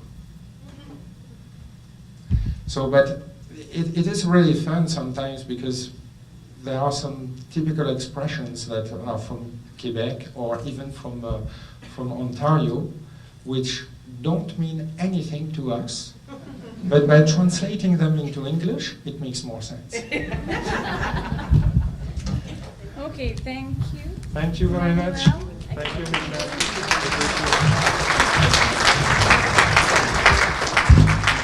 And he'll be here during lunch, so you can ask him as much more questions. We are 5 minutes behind, but I want to fit in our next speaker. This is George, and George is the Director of Human Resources at Bombardier. And we let him.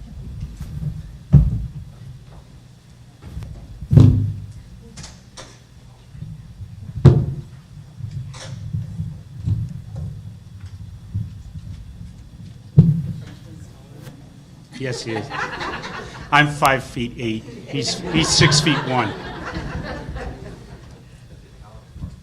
Yeah, there you go.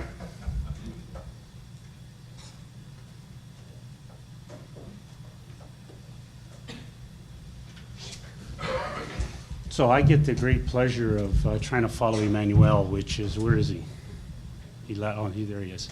When I saw his presentation, I said, I'm not going to do mine, because I knew it was going to be this kind of passion behind it. And having lived through those 3 years, I did have dark hair at one time. And so I will go as fast as I need to. I'm told that I'm 5 minutes behind, and this will be more business than some of the stuff that he went through. Unfortunately or fortunately, I was there with him to experience some of the good and the bad, and we're still here. So it was okay. All right.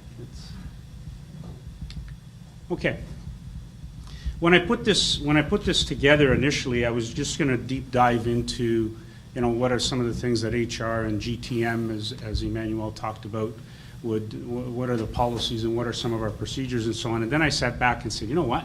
I don't know how many people in this room know about Bombardier. And I'm hoping that you know a lot about it, and I can go through this real fast, because that's exactly what I'm going to do. But someone we talked about snowmobiles at the beginning. That's exactly where the company started back in the early 40s. And then the company just grew after that. I am not going to go through each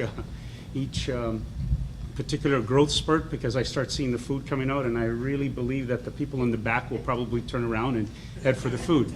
So what suffice to say that this organization has grown enormously and quickly.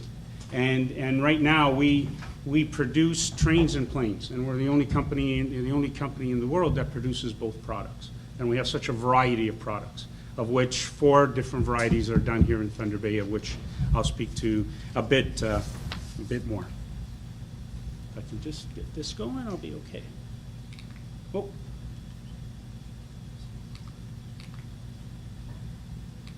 Okay. 76,000 people in both in aerospace and transportation, of which what you have here in Thunder Bay is the transportation side of 1,150. Unfortunately, our share is only selling at, I think this morning, at 363, but I'm hoping that it'll get better, and it needs to get better.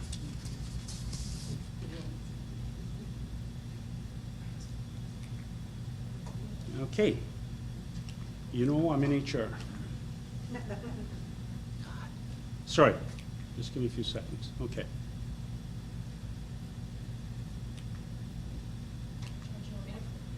I should just give me, you know what? There goes the extra 5 minutes we had, right?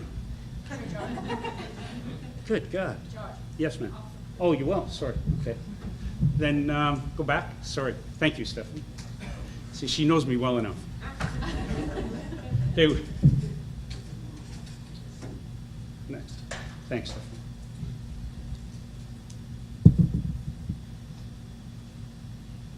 Okay, so Thunder Bay itself, been here under the Bombardier colors for 22 years, and we had a fantastic celebration back in 2012 where we invited the community. And for me, I should have opened up. Yes, as George Gasparino, I've only been here 4.5 years. I came with Bombardier, so I came from Niagara, so I don't have all those great stories coming from France. But I was completely surprised how little the community knew about Bombardier when I got here. And then when we celebrated our 20th anniversary with Bombardier and 100 years as a site, to see the community that came out was just, I felt much more at ease and much more at home to know that people did know that we're actually here as an organization. So basically, we've got a huge footprint. The main car that we started to build here was the bi-level. You probably have seen it out in the parking area. And if you've been in Toronto, it's the GO train. It's that nice color green that for some reason the customer now has changed the color sequence, and it doesn't appeal to me, but I'm not the customer. And we build a few other type of products that I'll go very quickly after. Thank you. When I started here, there were 600 employees. We went up to the high of 1,400, and now we've settled into 1,155. There are two unions at our place, Unifor, which I'm sure you heard of in the last, I don't know what, 6 months, Stephanie? I'm sure you heard about them, and I'm sure you heard about the nice fun and games that we were having. At the end of the day, we're all back to work, and that's good. That's a good thing for the company, good thing for the employees, and I think a good thing for the community. We have another group of it's the professionals union, office union of Canada that we have, and then we have our management group.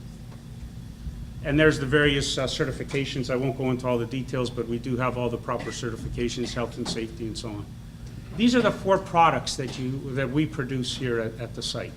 The one that started where we got our name was the top left-hand one, and that's the bi-level. And right now we are producing the last one that looks like that. We are producing the last classic, and it should be done by the end of November. And we are into our brand new product of the bi-level. So we've got a new product on the line, and we're hoping that North America rushes to Thunder Bay to put in orders for the newer product. It's called the Crash Energy Management System. So it's designed differently to absorb potential crashes that we don't want to get into. Then there's the Toronto Rocket, which is the subway, and you probably have heard enough about that, but you should try to ride it because it's a beautiful vehicle. And it's not your traditional subway where you got cars that are closed off. You can look 6 cars right through, right from one end to the other, and it's truly a fantastic feeling. The one that we just launched in September, which was part of the anxiety in the summer with Unifor, is the bottom left one, which is replacing the streetcar, the old streetcar. And if you have the opportunity in Toronto, ride that too, because it's got all sorts of changes to it that allow people that are disabled able to get on the car without much of a problem. And in fact, we had a group of people from Toronto come up that represented the group of disabled individuals, whether it's wheelchair, whether it's epileptic, whether it's blindness, whatever it was, come up to our plant and help us design that. So we knew what we had to do, and we're getting some real good positive feedback, and it was launched in September. The bottom right will be launched in Waterloo, and then there's a bunch of other ones that are going to be launched throughout Ontario. Okay. Now we'll talk about the process. There's a number of departments that play in this thing of recruitment and getting people to come to Thunder Bay, and it's the same group that also work with bringing immigrants to our company and to our site. And there's the recruitment of the candidate. I mean, I was right from the start of it with Emmanuel, right to when he came to the country here, and we did whatever in incorporating him into the company. There's the whole relocation that goes to GTM, and I think you used those words, Global Transfer Management. And then there's the site-specific stuff. And what I'll try to do is talk about each one as we go along, and I'll go as fast as possible. Since I've been there, we have brought in at least 30 individuals, either from our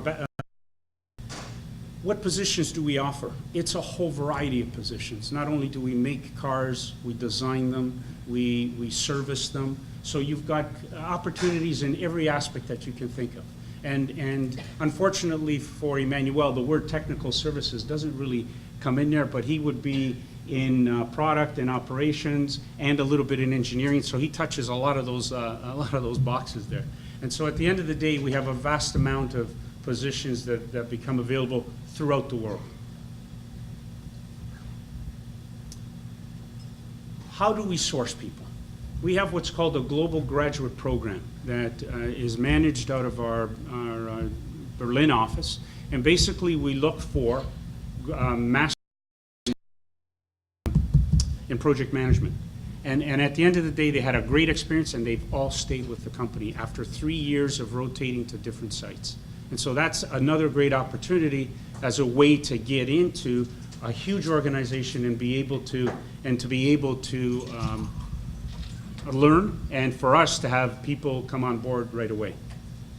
The trade shows, we have a number of trade shows that we go to. There's one usually in Western Canada, Western US, and then there's a huge one in Germany, which was just done, I think, a couple of weeks ago, where we show off our product and where we get people to want to join us once they see the great products that we have. The local career fairs, we have attended a few at Lakehead. We've done a few at Confederation College, but the other thing that we're doing with Lakehead and Confederation College now is with Lakehead, some good positive feedback with that, and we've hired two. With Confed College, not only the welding and all the trade stuff that they provide us, we also have the international studies program, where we have hired a great many people specifically in supply management and production planning. So there's another huge opportunity for us. The trade magazines, as you can imagine, and then our own company career site, where people go online and they can select wherever they want to go across the world as to what position they want to. And then we have our local third-party recruiting group. This is the headquarters in Berlin. What you should know is the true headquarters of the whole organization, that being aerospace and transportation, is in Montreal. The transportation side of the headquarters is in Berlin. The aerospace side of the business headquarters is in Montreal. So at the end of the day, this is a picture of the headquarters in Berlin, and it's a beautiful. Emmanuel, you've been there also, right? You haven't? Well, it's beautiful. I hope you get there one day. And this is where a lot of our GTM headquarters and our shared services are headquartered. So one of the biggest things when we bring, and I'm going to be using Emmanuel a lot as an example, but it's the same process for anyone who comes in from a whole different organization, in a different country. Basically, there's the familiarization trip. We want to make sure that the family comes to Thunder Bay to make sure first that they like it, that they understand it. Because even I, from Niagara, and most of my life was in the forestry industry, I knew Thunder Bay because I had to come up here a fair bit. So I was very comfortable when I came up here. But when someone tells me that Thunder Bay is remote, you don't have services and stuff like that. So the first step was to make sure the children and the spouses knew what was here, the education system. And someone asked about the French.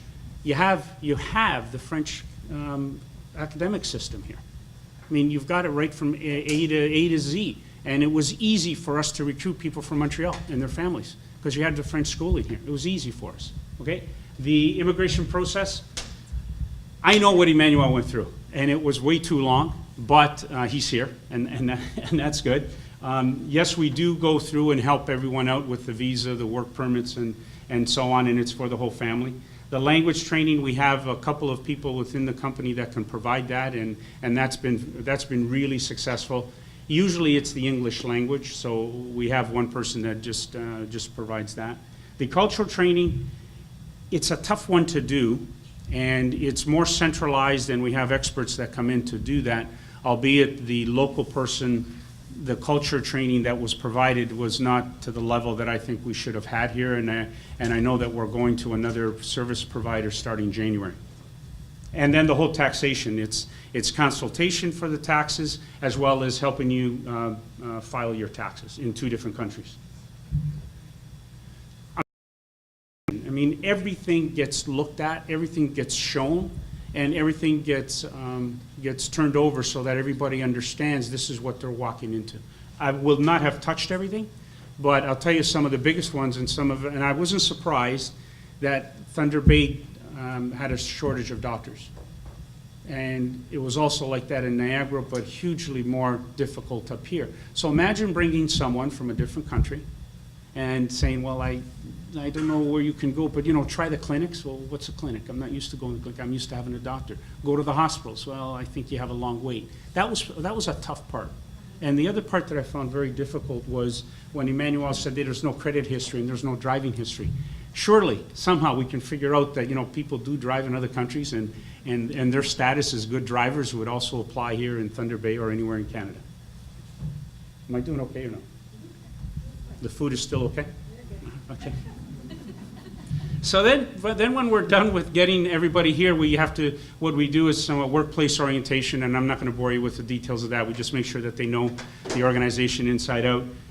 But then what we did was, because at the first year that I was here, I'd say about 15 of those 26 to 30 people were the ones that's when we hired them. And what we did was we just had a couple of nights out with them, with their families. We were at another hotel, I won't say, but at another hotel where they would meet the senior management with their families, with their young kids, with their spouses. And it broke down that anxiety that they may have had. And it was fun to see, the kids running around and the parents sharing stories and getting to meet people. Because once you put yourself in that little department, whether it's HR or technical service. I finished my degree at Lakehead University and was going into my master's year, and every year I was writing, researching, working for nonprofit organizations, studying, and I said, I want a summer that I'm not going to do that. I don't have to be writing something. I don't have to be reading something. So I checked the job board in Lakehead University, and I saw, at that point, Canada Car hiring, and I thought, that's what I'm going to do. So I applied, and I was one of, I think, 4 women working on the line in 1987 or 88 or something like that. The one that we were working on. There was myself and a silver solderer, and I'm not sure, but when I ride the TTC cars, and I look at the roof structure and the air conditioning, and I sit there with people from Citizenship and Immigration or from Ministry of Citizenship Ontario, I said, I made that. And they just think that's just ridiculous and hilarious, but I did. I worked there for about 6 months doing exactly that. Anyway, we're going to have lunch. Lunch is ready. It's at the back of the room, and you're at the tables that you are at, and they will clean things up in between, and we'll get right back at it when we've all got lunch.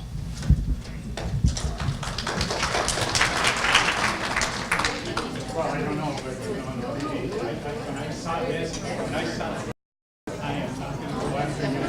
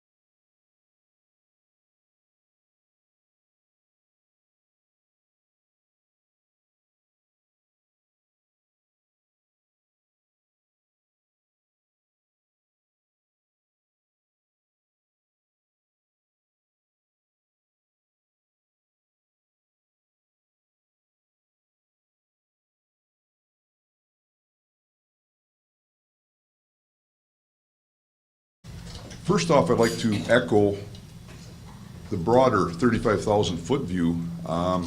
Proudly, Doug Murray, CDC, rolled out the strategic plan for the next 3 years.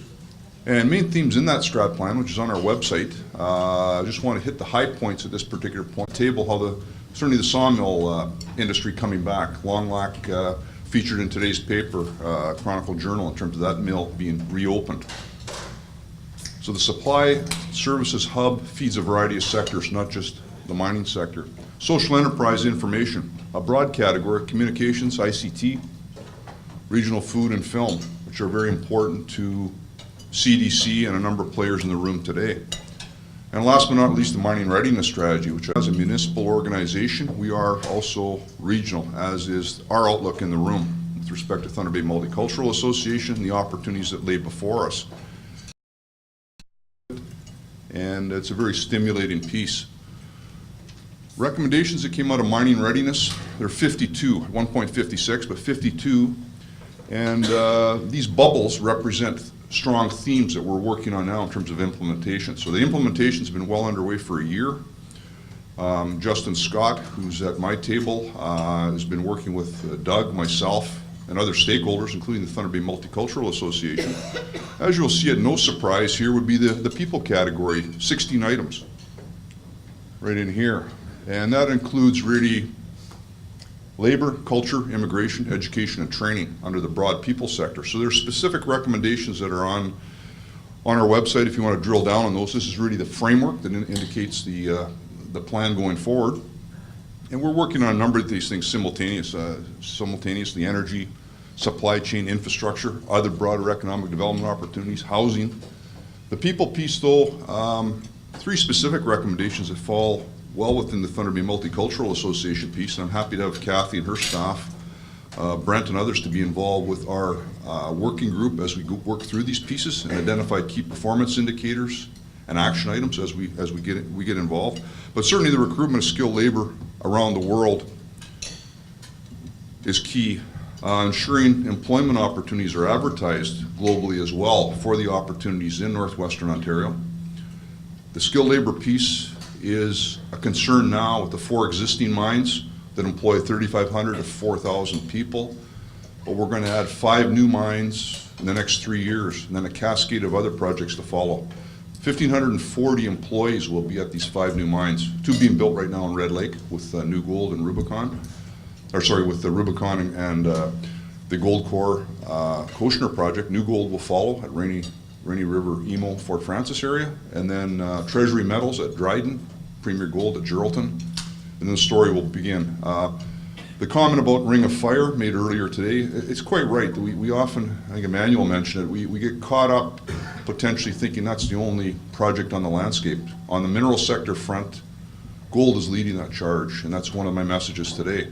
Ring of Fire will happen in due course, but there's a variety of metals that helps insulate us from price fluctuations. The hardship of the chromite and the iron price points right now are really quite startling around the world. And that's really one of the challenges for Ring of Fire, amongst other things. But certain things like graphite, copper, palladium, platinum are also very valuable minerals that will be mined on other projects. One of the other pieces as well is looking at a international recruitment